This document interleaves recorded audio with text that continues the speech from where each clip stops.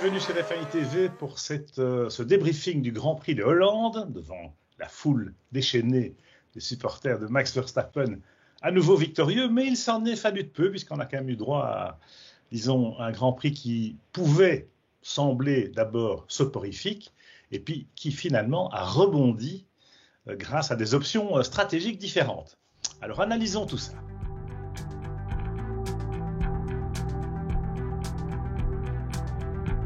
Lewis Hamilton, effectivement, avait de quoi en avoir gros sur la patate, comme on dit, quand il a vu Max Verstappen le déborder avec tant de facilité au moment du dernier restart, avec des pneus un petit peu usagés pour lui, mais surtout Verstappen en gomme tendre. Ça lui a peut-être rappelé le dernier tour du Grand Prix d'Abu Dhabi de sinistre mémoire fin 2021. Et il a vraiment été en colère comme rarement, en insultant son équipe à la radio. On n'a jamais entendu ça de la part de Lewis. Alors, il a fait amende honorable juste après, en mettant ça sur le compte de la chaleur du moment.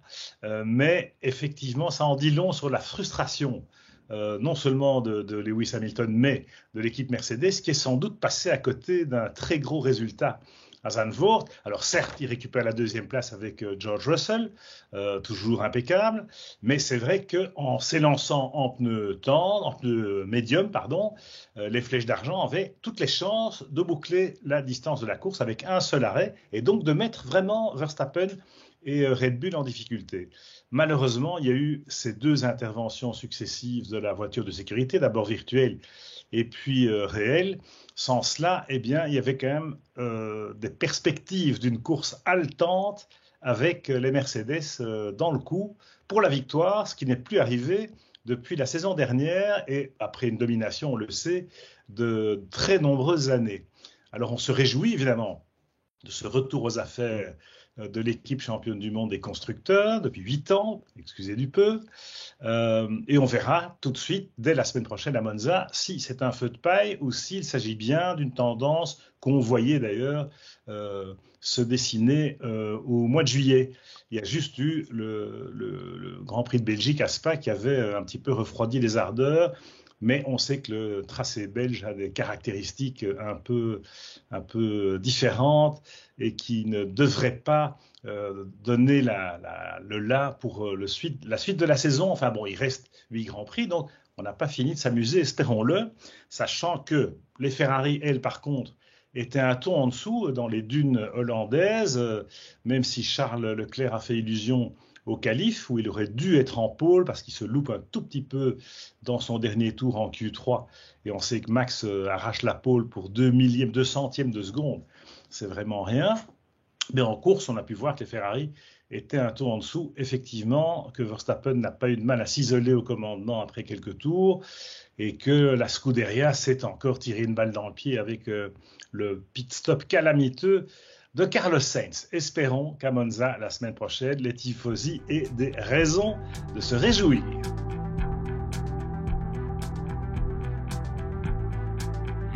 Alors, ambiance un peu particulière, évidemment, dans le paddock de Zandvoort, chez Alpine, chez McLaren, après la saga, évidemment, de l'affaire Piastri. La pilule Alonso avait déjà été un peu difficile à avaler pour les Bleus, ça c'était à Spa, et puis le Contract Recognition Board, le bureau de reconnaissance des contrats, a donné son verdict samedi en donnant raison à McLaren. Du coup, Alpine passait vraiment pour une équipe pas très professionnelle, pas très sérieuse, qui n'avait pas anticipé ses contrats. Enfin, c'est assez étonnant à ce niveau quand même de business. De se faire piéger de la sorte, parce que même les frais de justice vont être couverts par Alpine, y compris ceux de McLaren et de Piastri. Inutile de dire qu'à Boulogne-Billancourt, ça doit tousser un peu.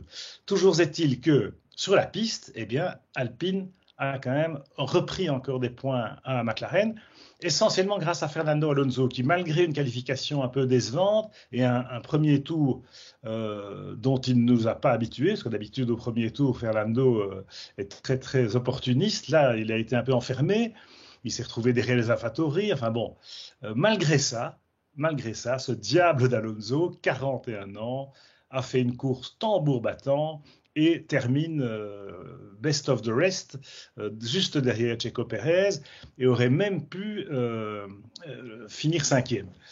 Toujours est-il qu'il a résisté jusqu'au bout à la McLaren de Lando Norris, qui était pourtant plus rapide en fin de course. Et donc, dans le match Alpine-McLaren, avantage cette fois à l'écurie française, même si Esteban Ocon, lui, n'a pas pu faire aussi bien qu'Alonso, parce alors qu'il partait devant, il était mieux qualifié, à peine, mais bon, il surtout un très bon premier tour pour Esteban, qui était 9e.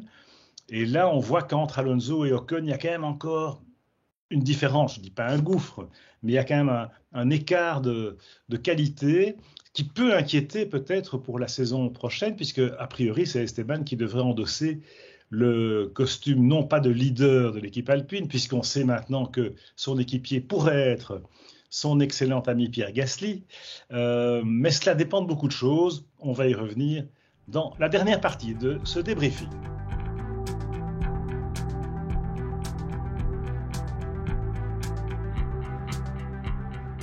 Alors, le soufflet n'est pas retombé sur ce mercato et on en est loin encore parce qu'on croyait effectivement que les pions se mettaient en place, le jeu de domino s'achevait avec le règlement de l'affaire Piastri, le passage d'Alonso chez Aston Martin, la promotion de Piastri chez Alpine. Il n'en a pas été question finalement, on sait pourquoi. Du coup, ça bouge encore avec la candidature de Pierre Gasly pour succéder à Alonso chez Alpine.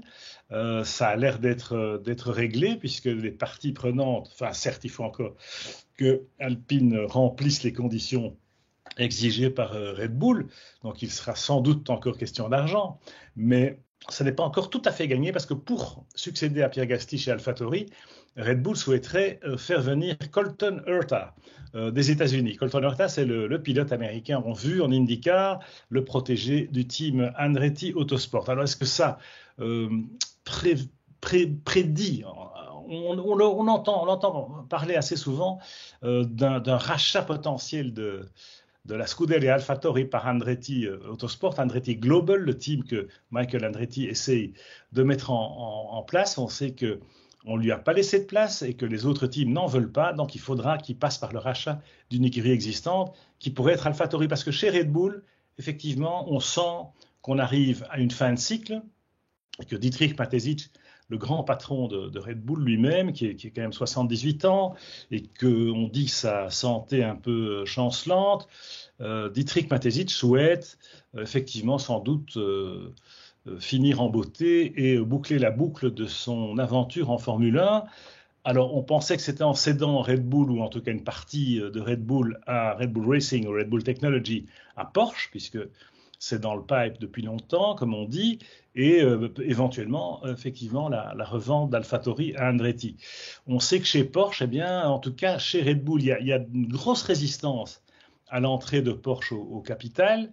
On sait que Christian Horner et Adrian Newey sont très inquiets à l'idée de perdre un peu leurs prérogatives au profit de Porsche, même si on parle de l'horizon 2026. Helmut Marko, qui lui est encore plus âgé que Mateschitz, 79 ans, Helmut Marko aurait, semble-t-il, arbitré plutôt en faveur des Britanniques. Et donc Porsche retrouve un peu Grosjean comme devant, ce qui est pour le moins là aussi étrange, parce qu'on a quand même un niveau d'affaires, de business, et qu'il y a eu des annonces. Alors certes, elles n'ont pas été officialisées ou confirmées, mais il y a eu en tout cas l'annonce de la volonté de faire de la Formule 1 en 2026. En tant que motoriste, par exemple, de la part d'Audi, alors que tout le monde sait qu'ils ne seront pas seulement motoristes puisqu'ils rachètent Sauber, alors que Porsche, c'était couru d'avance le coup avec Red Bull. Eh bien, pas du tout. Il semble maintenant que on puisse avoir un retournement de situation et peut-être que Porsche devrait repartir faire son shopping en se tournant vers McLaren ou Williams pour effectivement poursuivre ses ambitions de Formule 1. On suivra tout ça dans le paddock de Monza dans une petite semaine, même pas, à la fin de celle-ci. Et on sait que dans le paddock de Monza, eh bien, il se passe souvent beaucoup de choses. Au centre de ce paddock, on appelle ça la Piazza del Popolo. C'est là que le dernier salon où l'on cause. Eh bien, on sera tout ouïe et on revient vous en parler dès la semaine prochaine sur FAI TV.